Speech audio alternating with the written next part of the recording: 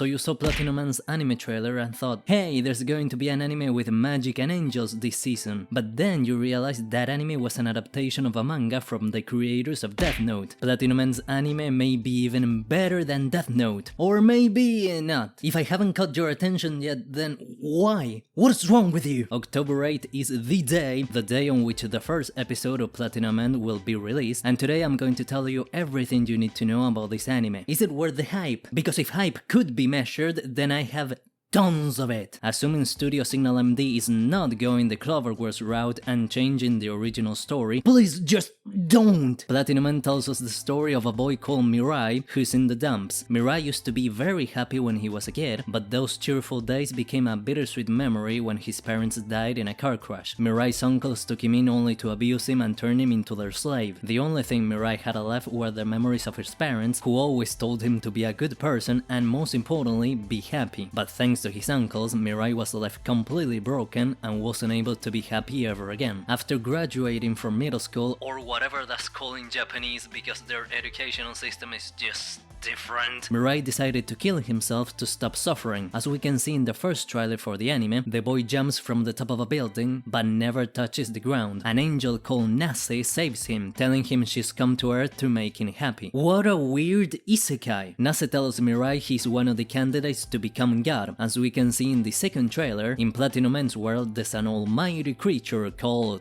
God. This God was already tired of being God, so he said, hey you, the angels, fly to Earth and find 13 suitable candidates to become, well, me. Mirai is one of the 13 selected candidates, and until a worthy heir to the throne of God is chosen, he can enjoy his new life with superpowers. He can fly thanks to golden wings, make people fall in love with him with cupid arrows, and kill anyone without leaving any trails thanks to undetectable white arrows. At that moment, Mirai decides to become God of the New World. Well, no, he doesn't, and that's kinda the point. Our protagonist isn't interested in becoming God or using his new abilities for personal gain. Mirai doesn't wanna kill anyone, and his objective is being happy. Yeah, plain simple, just being happy. There will be obstacles in his path to happiness because not every God candidate has Mirai's good heart. The most dangerous candidate is Metropoliman, a boy who pretends to be a superhero because he watched too many Marvel movies, or maybe he's a comic book fan, that would be even better. But he doesn't hesitate even for a second when he has the opportunity to kill another candidate. Metropoliman was to kill the rest of the candidates, so he's the only one left to become God. Mirai will have to learn to use his new abilities if he wants to survive, and he'll be involved in a series of alliances and betrayals, in a story filled with action, impossible twists, mind games, detective investigations, family elements, science fiction, and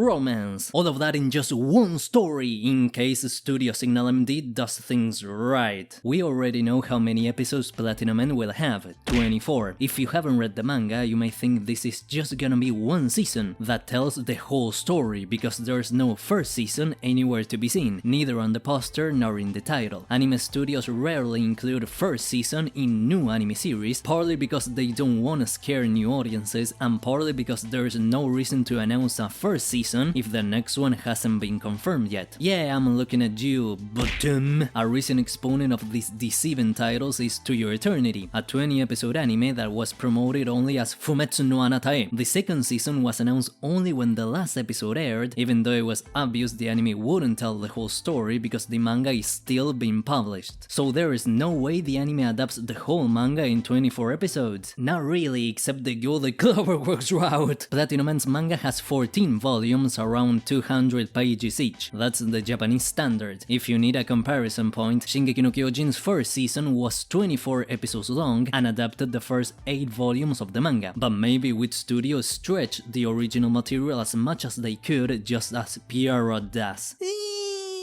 Jujutsu Kaisen's first season was 24 episodes long, and MAPPA adapted the first 7 volumes of the manga, and that season has no filler, not even 1 second of filler. The first season of Haikyuu adapted almost 8 manga volumes in 25 episodes. According to the pace of modern anime, there is no way a studio can adapt 14 volumes in 24 episodes. There's just no way! The way I see it, Platinum Man should have at least 48 episodes. That way, the anime we're about to watch will be just the first season, the first half of the story. I won't spoil anything, in this video at least. But I guess the first season will get right until half of volume 8. That's where the most intense and important battle of the manga takes place. Oh, I should have told you to subscribe already! Do it! This way, Platinum End's first season could have a satisfactory ending instead of an anticlimax, like the last episode of Loki, if anyone remembers that, but it would also leave us wanting to see more. Talking about stuff we can see, watch, whatever, what about the animation? There have been 2 trailers for this anime. The first one came out in July, and well, let's say it didn't have the same type of animation as Chainsaw Man's trailer. But the second trailer was much better. For some, it might be disappointed that a well-known manga such as Platinum End wasn't adapted to TV by a studio such as MAPPA with Studio Madhouse or Bones. The studio in charge of the adaptation is Studio Signal MD.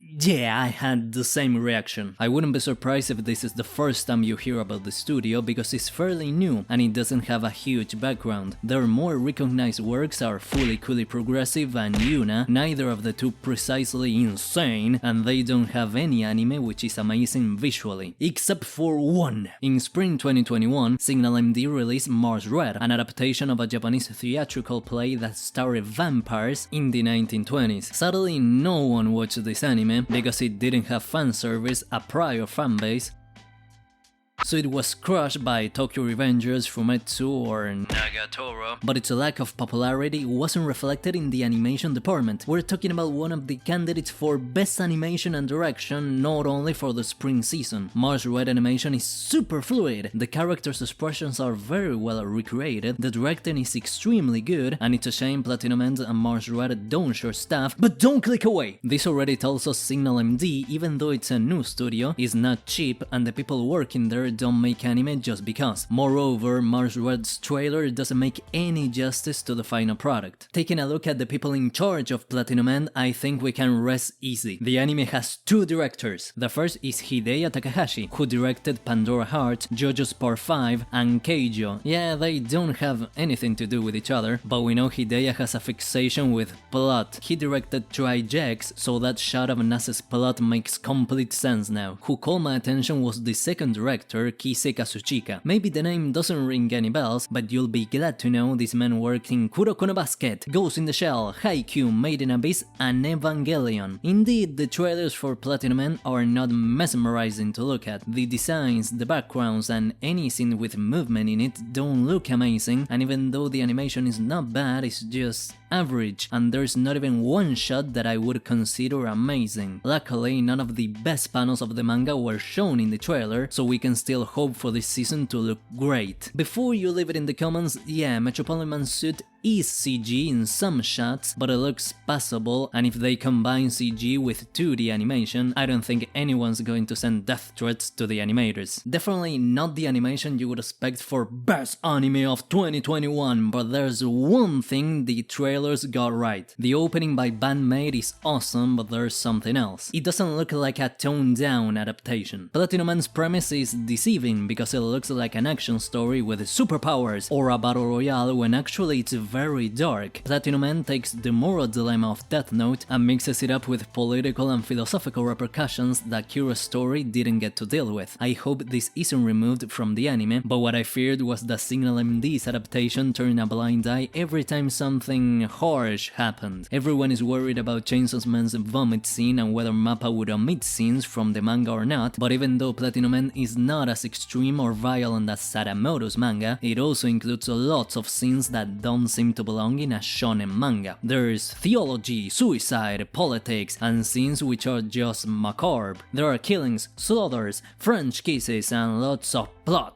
In the first trailer, we can see an orgy with Tonma Rodriguez at the center. Tonma is one of the candidates who's used his red arrows to make models and actresses fall in love with him. This scene is very graphic in the manga, not necessarily for fan service, but to show that Tonma is a disgusting candidate. He uses his powers for personal gain and abuses others both mentally and physically. In the manga, this scene is pretty revealing, and the trailer goes the same route, making me think if I should show this image in the first place. Last thing I need is being demonetized demonetized for showing a screenshot. Rest assured, Platinum End doesn't have explicit scenes every 2 pages, but it's much more mature than Death Note. So if Studio Signal MD doesn't cut out any scenes, that's for the better, except for people on Twitter, of course. Now the only thing left is waiting for October 8 and expect for Platinum End's first episode not to suck. Take into account that if the adaptation is faithful, we'll be talking about this anime not only for the next months, it'll be in everyone's mouths for years. That didn't sound right, but I'll be talking about Platinum End as long as it is airing. So if you wanna know everything about this anime, then subscribe, except you've been hit by another candidate's red arrow.